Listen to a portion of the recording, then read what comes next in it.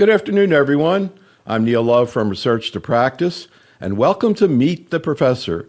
As today we talk about the management of ovarian cancer with Dr. Antonio González-Martín, who's a Cancer Center Director at the Clínica Universidad de Navarra in Madrid, Spain.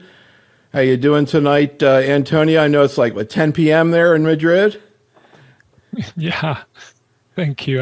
I'm doing well. Thank you very much for having me in this interesting and amazing program. Yeah, this is going to be a lot of fun here tonight. Here are some of the other faculty members, and later on we'll show you the results of a survey we did of the faculty. As always, if you have any questions or cases you'd like to run by us, just type them into the chat room. We'll talk about as many of these as we have time. As always, we have a 1-minute pre-meeting survey in the chat room for you to take, and after the meeting as well. You'll get a lot more out of the meeting if you go through that. We have one more webinar next Tuesday with Dr. Stone from Dana-Farber. We're going to talk about AML and MDS and a little bit about what happened at the ASH meeting. When we come back, we're going to start back up with some more ovarian cancer with Dr. Brad Monk and finish out this series. We're going to try some new things on that day. Then we'll be heading out to San Francisco for a couple of CME meetings at the GI Symposium, GE cancers and colorectal cancers. A couple weeks later, we'll be going back to San Francisco again for the GU Symposium, a couple more CME programs on prostate and bladder. As we did before the pandemic, next March, we're going to have a weekend for general medical oncologists with the Florida cancer specialists in our hometown of Miami, Florida. So if you like, come on down and join us or check it out online. If you're into audio programs, check out our new program we just put out with Dr. O'Malley from Ohio State, looking at the management of ovarian cancer, but specifically related to HER2-positive ovarian cancer, something we'll maybe touch on a little bit as we go through this here today. So as always, we will be talking about some unapproved uses of medications here. We're really here today to talk about what we understand about the clinical research for these various therapies. We have a bunch of great cases to present here today, and here's where we're heading. We're going to start out chatting about, interestingly, the issue of treatment-related second cancers that has a new chapter as of last week. Then we'll go through the cases, a little bit from the survey, and then we pulled a few papers that Dr. González-Martín has done to check out for a journal club. So, Antonio, as I mentioned, we just got back from the ASH meeting. There was something pretty interesting that happened there, not related to ovarian cancer directly, but made me think a little bit about it, which is the issue of second cancers. We're going to get to that in a second. But the background to what I'm about to show you it really relates to ovarian cancer because of this, what is perceived to be an increased risk of AML and MDS. And we did a prior survey, Antonio, where we asked the faculty to estimate the excess risk for a patient who's just starting out in primary maintenance therapy with a PARP inhibitor, is going to get 2 years of therapy. What would you say to a patient about the increased risk of AML and MDS? And people mainly are hanging around the 1% mark. I'm kind of curious, what do you say to a patient? What would you say to a patient? Would you bring up the issue of the increased risk, and what would you say? That's a great point. When we present to our patients the possibility to receive PARP inhibitors, as maintenance in first line, we always inform them about the small risk of leukemia or myelodysplastic syndrome. And the question of the patient is, but how much is the risk? So, and my answer is always the same. The risk is approximately 1%. Importantly, it is quite similar to the chemotherapy alone, which is the point here. And secondly, the benefit of PARP inhibitor in a specific molecular subtypes is so important that this small risk is really not relevant when you put in the balance both things. So and the patient accept very well the risk. Having said this, when you see a patient that have leukemia, and I have a couple of patients in my clinic it is obviously it is very sad, and it's sometimes it's even tough because the patient is without relapse of the ovarian cancer, but again the risk is extremely small. So, and what you just said is something that a lot of investigators would say about this same question.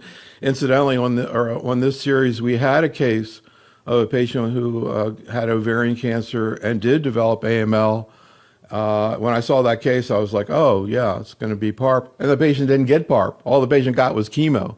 So, as you said, this is not just about PARP.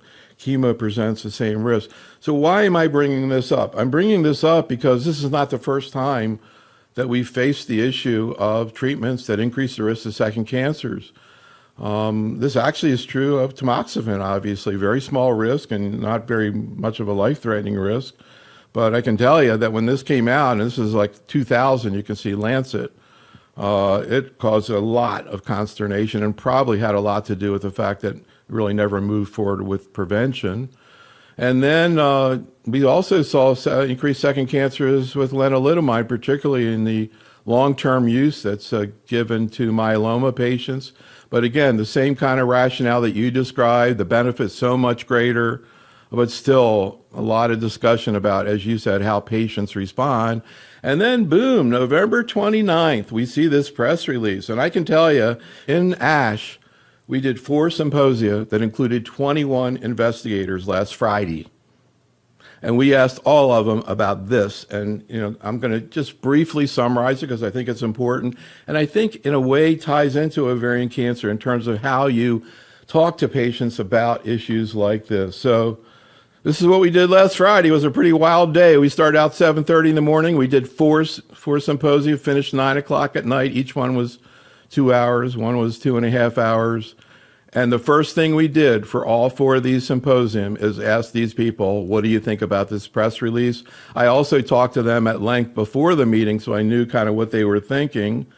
And just a tasting menu of what I think you're going to be hearing over the next few months about these data. It's kind of amazing when you think about the technology we have that this press release comes out November 29th, and on December the 8th, we kind of did like a quick consensus conference. And I would say what I'm about to show you summarizes that. I think the overall feeling can be summarized best by what, for example, Dr. Abramson said.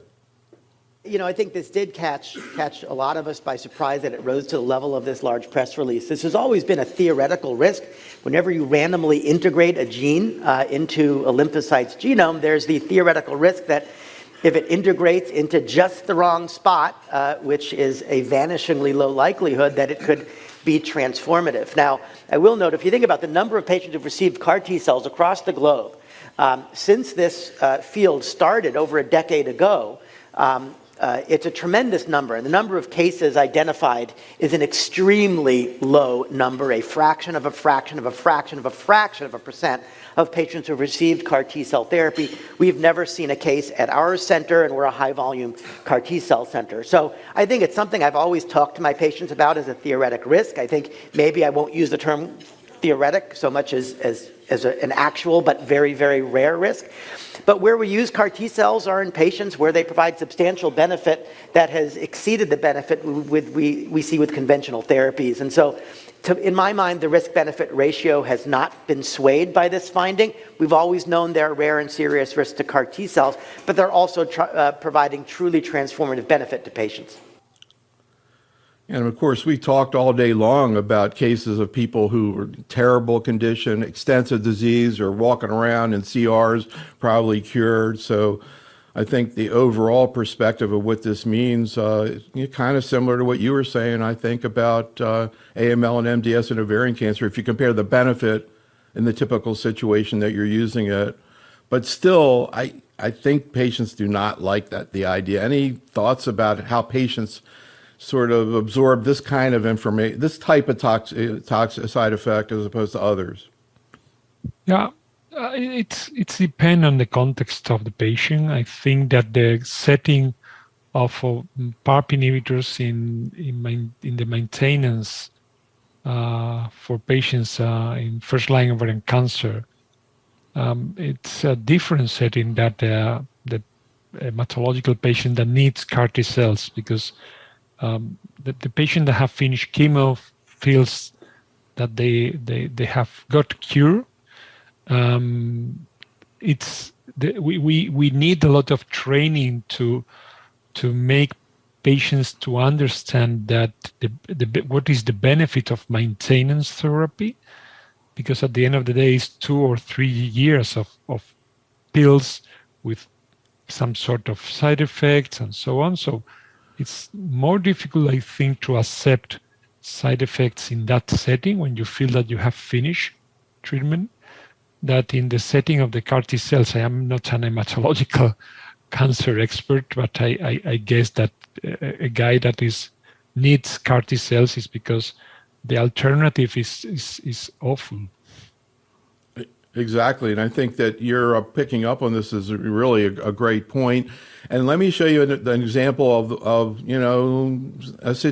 a comment that was made that I think kind of gets a little bit more into how patients can process it, because this is a patient who changed their minds after hearing about this. Here's Dr. Jonathan Cohn from Emory.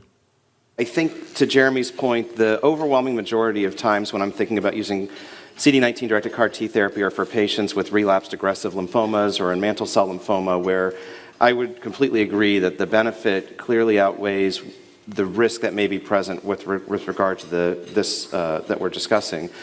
Where I think there may be at least some room for debate is in low-grade lymphomas. And so I did have a patient just this past week who reached out, who was preparing to go through CAR T for low-grade lymphoma, and thought twice about that, and we discussed that there were other options that may be available. And so in this particular case, the patient was not heavily symptomatic, and so it was going to take some additional time to think about it. But that may be one place where, as we get some more information, it may be worth having a little bit more of a nuanced discussion. But for aggressive lymphomas, I still feel very comfortable recommending it.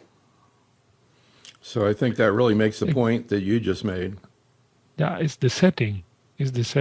Absolutely. The low-grade lymphoma and other alternatives, no symptomatic, you have options. It's not the case when you have aggressive disease without good alternative options.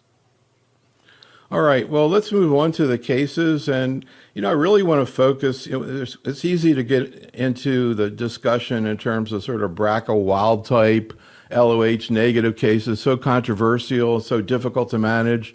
I thought for this one, I wanted to emphasize more patients who do have, BRCA or related issues and ideal management there, because I think it's important to make sure these people get the right therapy. And this is a case, really a very typical case. A patient who presents a lot of disease, and here are the questions. She's a 45-year-old woman.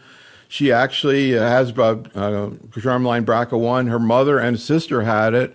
And the doc doesn't know why, but elected not to, get worked up, to get involved with prevention, and then develops extensive ovarian cancer. Here's Dr. Willmott.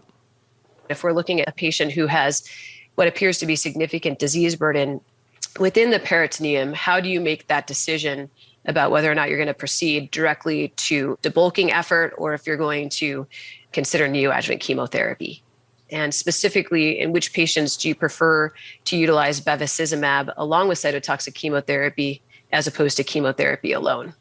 How do you counsel your young patients who have had a really good outcome after completion of their therapy and their maintenance therapy about breast risk prevention?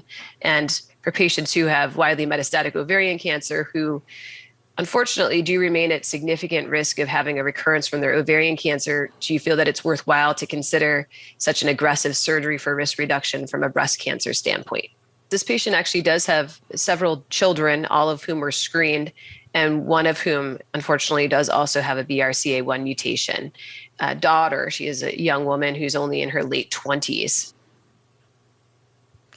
So a lot of questions. I'm sure you hear those questions every day. I'm curious what your thoughts are. What about the issue of neoadjuvant versus not, and Bev versus no Bev? So for the first question, in my institution, we are using the PET-CT. And if we have doubt we use the laparoscopy. But I would say that most of our patients are receiving PET-CT and laparoscopy to make the decision of neoadjuvant chemotherapy or upfront surgery, unless it's clear with the PET-CT that the optimal surgery can be achieved. If there is some doubt, we will go to laparoscopy to make the final decision. And also to take a good amount of tissue for molecular diagnosis. And regarding the second point of the use of bevacizumab in the neoadjuvant setting, we published 3-4 years ago, I think, a randomized phase 2 trial comparing chemo plus or minus bevacizumab. And what we observe is that there is no significant increment just because of adding 2 cycles of bevacizumab before the interval cytoreductive surgery. In our institution, we prefer to use bevacizumab after the surgery because we believe that only 2 cycles of bevacizumab doesn't make any difference in this patient. I'm very, very interested in the third question about what is the follow-up of a patient with a BRCA mutated ovarian cancer, advanced ovarian cancer that is in remission. How is the follow-up of the breast cancer risk and the advice of surgery in those patients? In the ESMO guidelines about the management of these patients, one of the things is how long to define the timing to start thinking in advise a patient to perform surgery or preventive surgery. And it is more or less at least 3 years, And in a patient that has a follow-up for 3 years without relapse, we can start to talk about risk reduction surgery for breast cancer.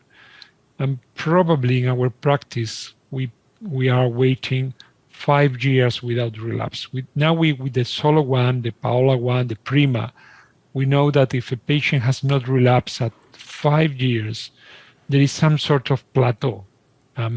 Maybe the patient is already cured because of ovarian cancer, and you can consider preventive maneuvers for the breast cancer risk. I mean, I guess theoretically, if it makes sense to hold off on, say, mastectomies, but I mean, theoretically, I guess you could give tamoxifen. It would decrease the breast cancer risk 50%. I don't know how tamoxifen and olaparib get along. Have you ever done that? No, actually, I haven't put patients in chemoprophylaxis for breast cancer. Unfortunately, olaparib do not prevent the risk of breast cancer because the risk is the same in the placebo and in the olaparib arm. But I don't have experience with olaparib plus tamoxifen. What we do is to have MRIs and I would say short follow-up of these patients. Right. Okay, well, I wanted to take this first case of a patient with a BRCA1 germline and use it as a way, first of all, to introduce this fantastic set of papers, issue of the Journal of Gynecologic Oncology that has a whole bunch of papers in terms of ovarian cancer. You all did the Delphi consensus process. This is like this really, very detailed, tons of stuff. This is a great paper for you to sit down and read over a weekend, I guess. There's a lot of stuff in there. But I wanted to contrast what you learned there at this Delphi consensus from your group there with what we found in our survey, just asking, 7 people or 6 people how they treat. So we came up with 4 common scenarios, and I'm going to ask you how your group, your Delphi group, whether their conclusion is similar to what we got in these 6 investigators. So 2 scenarios: either a patient gets neoadjuvant or goes right to surgery, and either BRCA, PALB2, or nothing. Sort of the ends of the spectrum. All right, so we'll start out with a patient who gets neoadjuvant carbopaclitaxel Bev, which I guess they wouldn't get in your place, at least not the Bev. But this patient gets carbopaclitaxel and Bev, and then the question is, what would the ideal maintenance therapy be? And almost everybody says Bev plus olaparib, the payola type strategy, and really literally on the right, the duration being the duration.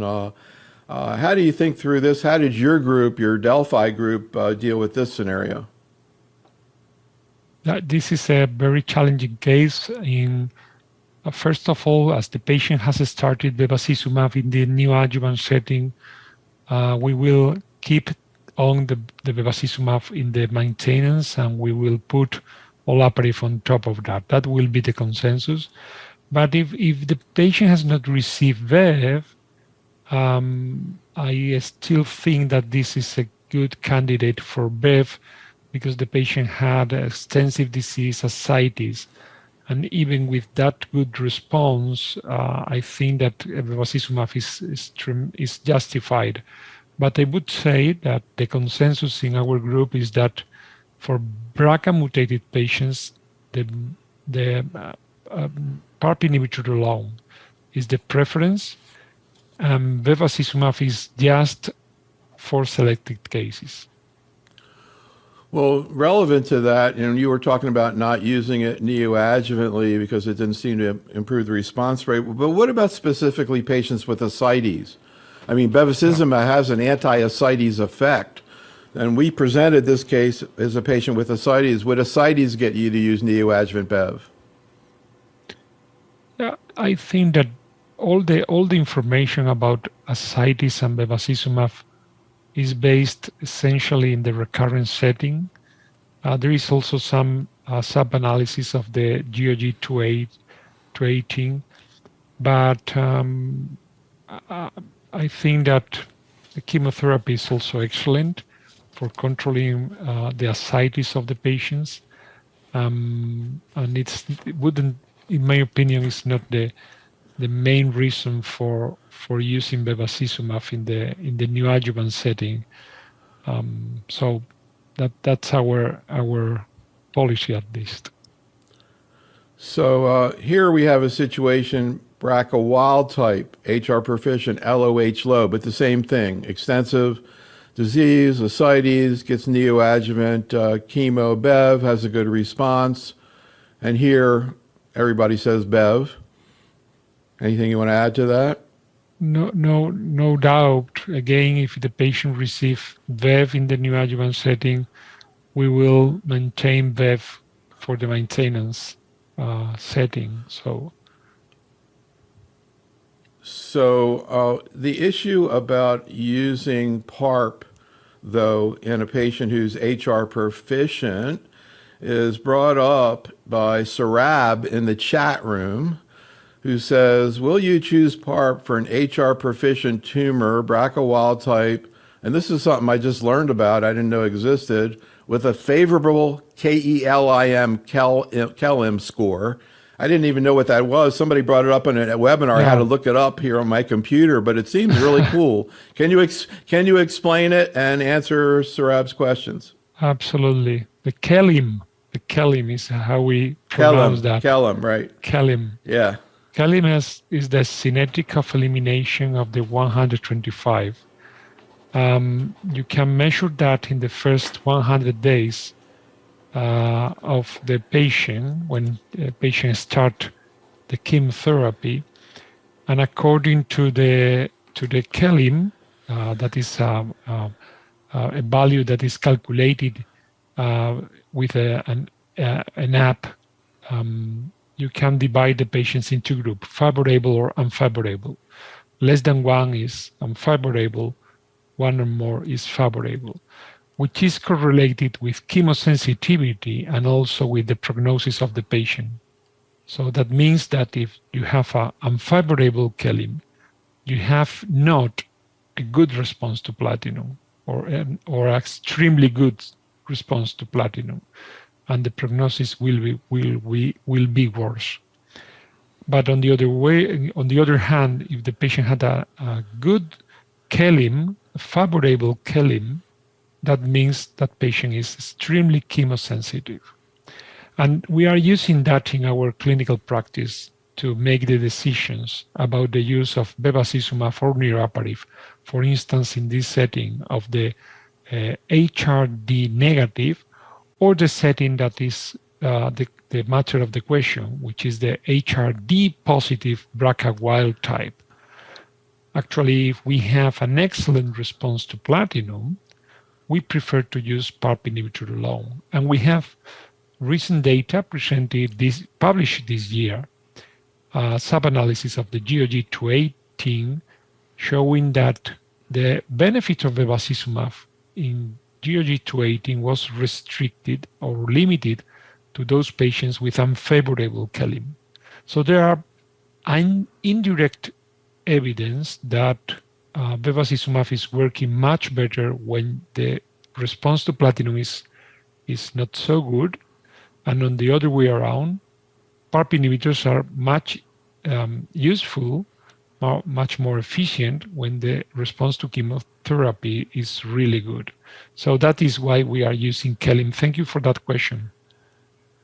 So yeah, I actually brought that up at a prostate cancer program recently because they kind of saw something similar with PSA, which makes sense when you think about it, because it's related to Makes tumor sense. bulk, and they saw the same exact thing. The people who had a quick drop in their PSA had a different outcome that they needed more therapy, et cetera, et cetera. All right, so let's go to another scenario. Now we're in the scenario of the patient who goes right to surgery. So no neoadjuvant therapy, and they've got a BRCA. And again, you can see there's a consensus, just kidding, because you got Dr. Moore and Dr. O'Malley who are like really infatuated with Bev nowadays, from what I can tell. They're giving Bev to almost everybody, it seems. Everybody else says either olaparib or niraparib. You say olaparib. Any comments? Oh, it's that is the case in which we had a clear consensus in our paper. BRCA mutated patient, primary debulking surgery, treated only with paclitaxel and carboplatin, and a good response. That's a patient for olaparib alone. We don't have evidence that putting bevacizumab on top of PARP inhibitor in this patient will add any benefit, and you may have some problems, some issues with the tolerability and discontinuation of the PARP inhibitor, which is the most important drug here. And you were just telling me something before we got started that I wasn't aware of, which is in Europe, you can only use Bev once? Yeah, that's another important point. In Europe, we only can use bevacizumab once in the natural history of the patient. So that is why if we start with Bev in the neoadjuvant setting, we cannot stop that and switch, for instance, to PARP inhibitors, because then you have partially used one of the important targeted therapy in ovarian cancer, and we cannot re-challenge the patient with bevacizumab in the relapse. That's a great limitation, and that's why we have to select very well in which patients we use Bev and when we use Bev. So, I love all the data in your paper, but it's, kind of hard to separate it out a little bit. This is a kind of a different way to look at it in terms of whether there's consensus or not. So I only have to ask 6 people this question to say that there's no consensus on people with LOH low, HR proficient, BRCA wild type who go right to surgery. I see everything from nothing to niraparib to Bev. And you say niraparib. Yeah, here we don't have, so a couple of comments. First is that we don't have evidence that what is the best therapy in this setting, because we don't have comparison between Bev or niraparib. So why I select niraparib in this case? One of the things that we have learned with the clinical trials with PARP inhibitors in the first line is that probably PARP inhibitors should be moved to first line and not postpone them to the relapse. And this is the typical case that you have a good relatively good prognosis because it's a good surgery, good response to platinum. So I think it's the ideal setting for use the PARP inhibitor.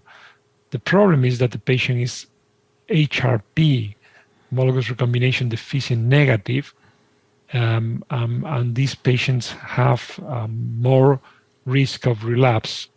And we know that in the relapse setting, the bevacizumab will work in the platinum sensitive and also in the platinum resistant circumstances. So that's why I prefer PARP inhibitor in the first line. All right, well, let's get into some cases. This first case is a very, very provocative case. I'll be very curious to see what you think about it. I mentioned it to you before we got started. And I think continues the theme of iatrogenic problems in oncology. We talked about how, the difficult situation of, giving a patient a therapy that has the potential to get a second cancer, which, people in general are going to get cancer to start with, so it's going to happen. But this is a very different situation, a very provocative situation. I think a situation where there's no good answer, but somehow Dr. Schneider found it.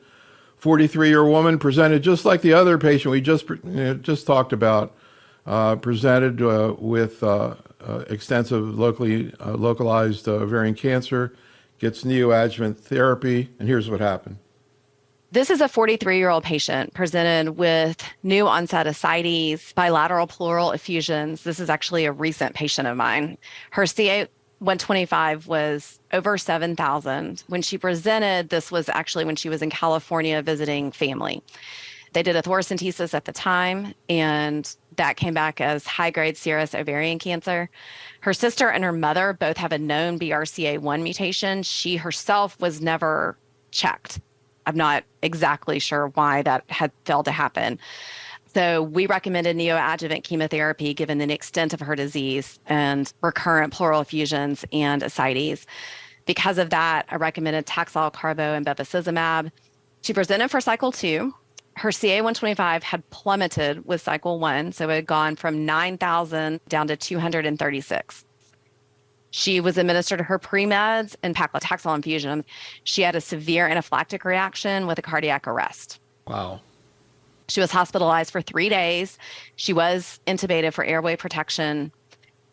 During that hospitalization, she did get a CT scan that showed significant improvement in her disease. So at that point, we consulted with a pharmacist and our allergist, and they recommended liposomal doxorubicin. We attempted this. Unfortunately, she had a little bit less severe, but still significant anaphylaxis to the point that the code team was called. She did not require chest compressions at that point, but it was significant. She was not intubated. Meanwhile, during all of this, her genetics came back as positive BRCA1 as we expected. So my questions for the group, because this is a new issue for me, is in this BRCA1 patient where chemotherapy showed a significant improvement, but we're having a very difficult time getting to cycle 2. She'd never got platinum with either of these attempts. Would anybody just consider a PARP alone? I love this. I tell you, case. my heart dropped just listening to that again. I remember the first time she told me that. I just, oh my God. Yeah. So, yeah, that's an extremely challenging case. I will tell you what we would do in this case. First thing is to repeat the PET CT to the patient, because it seems that the patient had an excellent response just with one cycle of paclitaxel and carboplatin, a second attempt of PLD and carboplatin. Actually, incidentally, I think she just got the Taxol. Second one. Yes. She didn't. Yeah, she didn't get the second one, right? Yeah, only one cycle of Taxol. pacli and carbo, Right. and nothing more. But the drop of the 125 from more than 9,000 to 200 and a CT scan with a clear response. So what I would do first is repeat the PCT and consider surgery in this case to the patient. Because maybe that before putting directly with PARP inhibitor, that is just a maintenance therapy. It's not a therapeutic strategy. It's a maintenance strategy. I would remove all the disease. Probably this patient is now in a good situation to remove the disease. And then I will treat the patient probably with carboplatin alone because she had not any sort of allergy to carboplatin, and there is no cross reaction with platinum. You can have allergic reaction to paclitaxel, allergic reaction to PLD, but there is no cross reaction with platinum. And I would put only platinum to complete 6 cycles and then PARP inhibitor to the patient. I would consider bevacizumab depending on the residual tumor after the surgery. And the only thing to discuss with the patient is the use of nab-paclitaxel that could have less allergic reaction, but honestly, after a cardiac arrest, I have seen many reactions, some of them severe, but never a cardiac arrest. So honestly, after a cardiac arrest, I wouldn't consider even nab-paclitaxel. I would put just carboplatin alone. So, oncology, so many times there's no perfect answer. I don't think there's a perfect answer here, but here's what happened. Allergy testing was more difficult than I anticipated it to be. My group spent a lot of time discussing this and trying to figure out what the next best steps for this very young person that's responding to chemotherapy and BRCA positive, but seems to be allergic to everything. We used nab-paclitaxel and carboplatin, and she successfully had cycle 2 without any issues. Yeah. Wow. And that's her situation right now? That's her situation right now. So we're about to do cycle number 3 tomorrow.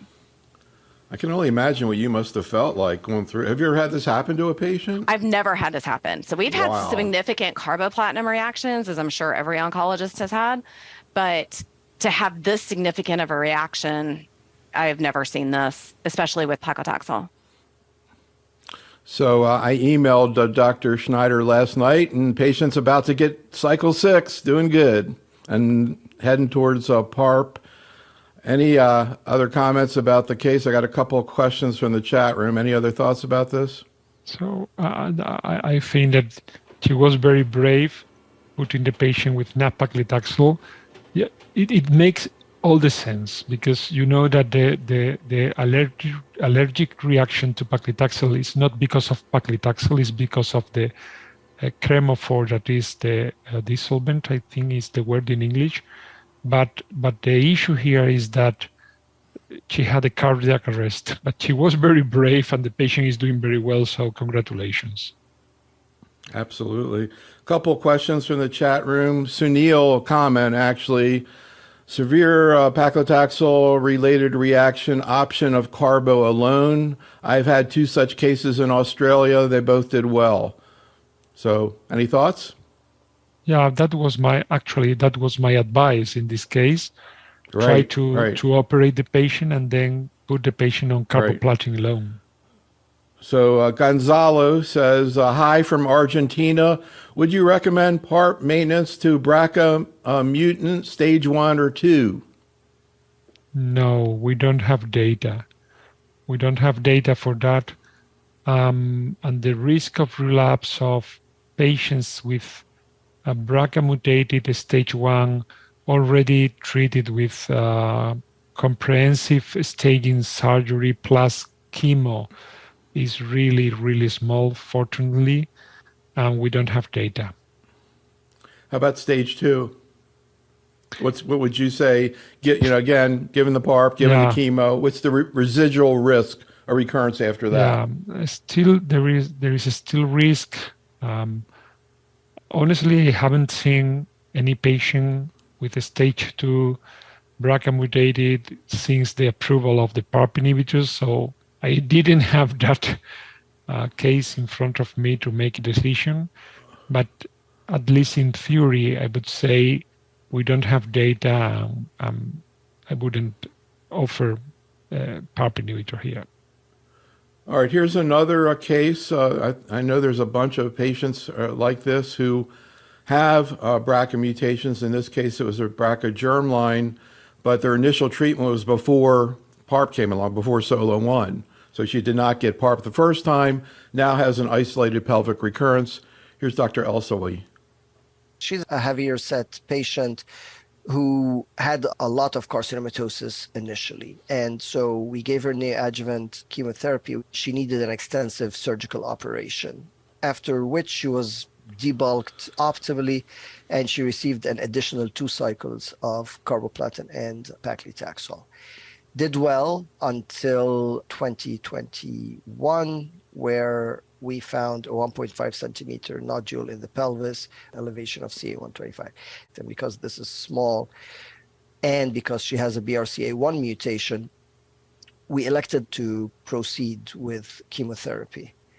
Gave her liposomal doxorubicin and carbo, and the node is gone, and now she's on olaparib, 300 milligrams. And that was just a clinical decision whether or not to go with secondary debulking. So that really is the question. And he had told me too that, she's obese and, made the surgery potentially a little bit more complicated. Any thoughts? It seems tempting to take out or even radiate a isolated recurrence. What do you think about the idea of the way this approach? So again, we have data. We have evidence that when you try to apply it to the real patient, it is not always so straightforward. What I mean is we have clear data that surgery in the relapse, in this case, can improve the overall survival of the patient if you remove all the disease. But the patient has only one small nodule in the PET-CT, if I understood well, only one small nodule in the pelvis. The patient may have some risk for the surgery. In this case, she is obese. And the question is, what is the impact of removing just one small nodule here? I perfectly understand that the option of chemotherapy followed by a PARP inhibitor is a perfect option also in this patient. But I wouldn't exclude the surgery in the future, just in case the patient has a new progression, because she can still have benefit of surgery in the relapse. I really appreciate the docs who come on and put these tough cases out there and say what they do. It really helps us be able to think through similar situations, but I really admire these. He is saying to you, should I have done it? He knows that it's controversial and really wants to learn more. So I can't thank these docs enough. Here's another case, of course, it's sort of a simple question. How do you manage? Again, we're still with BRCA, germline BRCA1, stage IIIA, everything fine, except this woman has a donor nephrectomy and an elevated creatinine. Here's Dr. DiSilvestro. This is an otherwise healthy, active woman. Great shape, exercises regularly. She's actually a nurse. And she presents with a pelvic mass, elevated CA125, no ascites. She had abdominal distension. She literally could feel the mass. It became big enough, and that's what tipped her off. We tested her, and lo and behold, she was BRCA1 positive. When entering this patient's abdomen, clearly had big ovarian mass, big. The interesting thing on this particular case was because she had a donor nephrectomy, she had an elevated creatinine. How did she do on the olaparib? Did she have any dose reductions, any nausea, any cytopenias? No, this patient has done great. So I guess I asked the wrong question. I should have said, how did a creatinine do? Because when we chatted before, I was not aware of what you told me before we started. This is presented, she's been on olaparib for 2 years. Anyhow, can you comment on this case? So we have seen that olaparib can increase the creatinine of the patients. Actually, we take care of that. That is not a formal contraindication or absolute contraindication for the use of olaparib, but it's a warning that if you have an elevated creatinine in the patient, you should ask for the support of the cooperation of the nephrologist, just to evaluate deeper how is the renal function of the patient.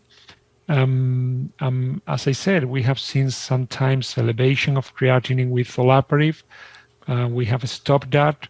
And in one case, we changed from olaparib to niraparib that has less elevation of creatinine. But this case did well. We don't know the creatinine, as you said, but the patient did well. So what about the duration? You know, it looks like the data in BRCA patients looks pretty similar for niraparib and olaparib. You know, it's hard to separate them out. But what about the length of therapy? Because the niraparib was given for 3 years, olaparib 2 years. This patient's got BRCA. Would you use 3 years of niraparib or 2? Usually we use 2 years with olaparib, and that is more. We have more data for the BRCA mutated population, longer follow-up. But if you use niraparib in this setting, I think that at least 2 years. But it is difficult to keep away of the label of the drug. The drug is prescribed or is indicated for 3 years. Well, probably 2 years is enough, but again, the trial was designed with 3 years. So let's go to another case. This is a patient who was put on the trial of tumor treating fields and paclitaxel. Here's Dr. Chen. This is a very nice 60-year-old woman. She was actually in the GOG 3005 trial, which was carboplatin paclitaxel plus minus veliparib. She then, 2 years later, developed a recurrent ovarian cancer. We actually unblinded her at that time, and she was on placebo. So afterwards, she then completed chemotherapy with carboplatin and pegylated doxorubicin, followed by maintenance niraparib. She then was on topotecan with disease progression and actually was enrolled in the TTF study and randomized to weekly Taxol and TTF and was on it for about 10 months. She then had a disease progression and has been on single-agent cyclophosphamide. I'm curious how she did while she was on the trial of paclitaxel and tumor treating fields. It was a device around the abdomen, fairly similar to the device for the TTF for brain. She tolerated that quite well. She's working, but she's very, very motivated patient and also is very compliant, very reliable. And certainly would try, any clinical trial, which would be helpful. So yeah, I forgot this lady was on the veliparib trial. I want to ask you about that too, but let's start with the tumor treating fields. Of course, there's a press release out there saying that this trial, unfortunately, is negative. There was a trial presented at ASCO in lung cancer, non-small cell lung cancer, which has some weaknesses, but still showed a benefit in patients combining it with IO. So maybe it matters what you combine it with. I know you participated in this trial. First of all, how did the patients tolerate having the vest? And not like the head thing for GBM, they have to wear it around their abdomen. How did that go? So I think that in terms of physical side effects, the device is very well tolerated. Only low-grade skin toxicity should be highlighted here. But the problem is the tolerability of the device, of using the device. That is, in my patients, probably they were not so motivated as the patient presented by Dr. Chen. But the main complaint of my patients was to have the device around 18 hours a day. So some of my patients really complain a lot about that. But from the physical standpoint, I would say that the tolerability was very good. So what about this trial that she was on veliparib? We had, it's been a while since that was reported, and that sort of fell off the edge there. But the thing that was interesting about that was they were able to give it with the chemotherapy. What was your take on why the trial didn't, like it wasn't as good of a PARP inhibitor, or the design of the trial, or why didn't it work? I don't know the correct answer here, Neil. The trial was positive. That is the first thing, is that the trial was positive, but probably came at the same time that the Solo 1, Prima, Paola 1, without the increment in side effects with the combination. On the other hand, the Beliparative trial did not show a benefit in the HRP population. So there are many, it was not designed for that specific subgroups, but when you have data in that subgroup with monotherapy as maintenance, so many things around, and finally the company made the decision of not to send to filing that drug. That was what happened.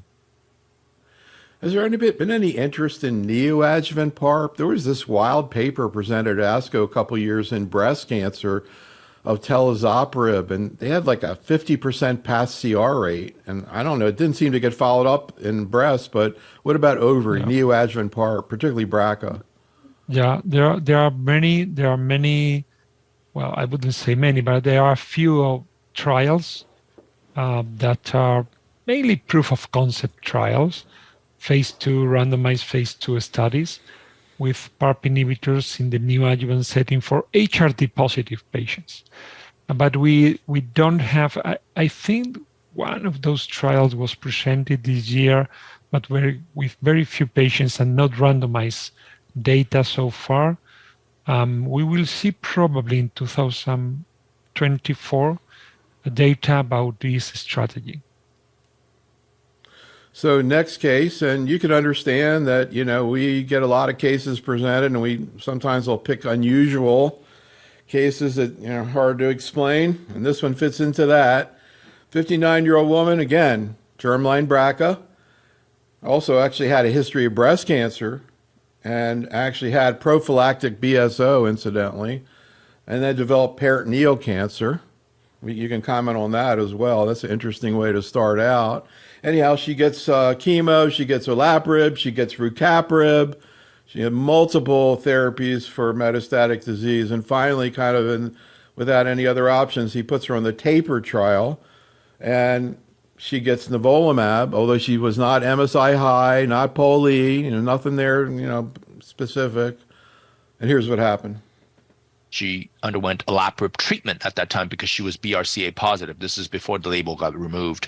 And that was in 2017, had 12 months of olaparib treatment and progressed on CT scan after 12 months, underwent chemotherapy with topotecan, then progressed after a month, came in with symptoms of bowel obstruction. We took her back to an open surgery, resected the segment of bowel, showed that it's metastatic cancer, put her on TAPER trial, and she went on single agent nivolumab, and she's had response for over 4 years now. So my question associated with this is, how do we find these super responders to immunotherapy? Is BRCA a biomarker for IO even better than PARP? Is a PARP IO combination going to do even better for patients with BRCA mutations? Any thoughts on this one? Excellent question. So I think this is a very, very uncommon case. The response rate to checkpoint inhibitor in monotherapy in the recurrent setting, platinum-resistant disease, is roughly 10%.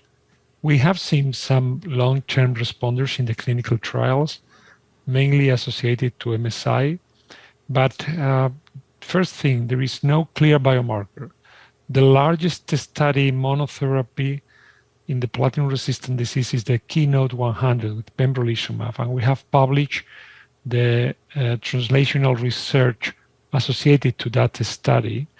Neither the PD-L1, the BRCA, the TMB, nothing was associated to a longer response or to a higher response. So we don't have a good biomarker. So what is the reason why this patient had so profound and long-term duration of response? is extremely unknown, I would say, is I think it's a good example of the patient that we are seeing now in our clinic that do have an excellent outcome. We were talking before, Neil, that probably we need to start some sort of programs across diseases to understand who are those super responders to IO in gynecological cancer without a clear biomarker and so on. So it's a very curious case. So I'm going to finish out with a couple of papers. First of all, TDXD, the antibody drug conjugate to HER2. We saw some really cool data from the Destiny Pan-02 phase 2 trial.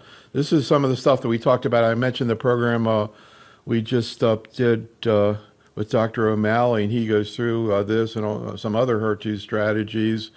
But there's ovary, HER2, you have HER2 3+, HER2 2+, although I don't know if they had fish on these. And you see response rates, in HER2 3+, 63% response rate in ovarian cancer. So bottom line, I know you put patients on this study. Did you see any good responses? Should all patients with metastatic with ovarian cancer get HER2 assays? Is this an option with HER2 low? So I would say yes to all your questions. And let me share with you a case in our last 3 minutes. I will take only 1 minute and a half. I had a patient that I treated with nine different lines of therapy. And she was really starting to be very sick.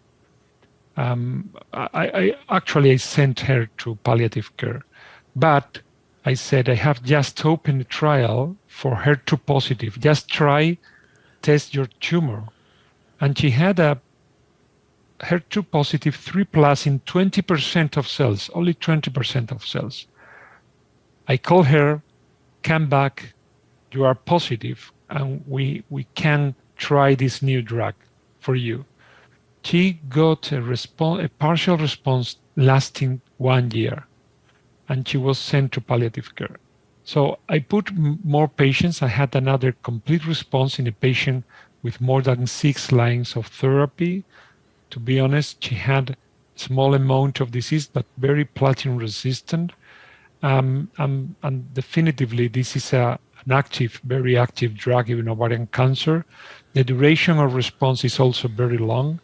And this drug should be developing even in earlier lines of the disease, because I am convinced that this drug can cure more patients.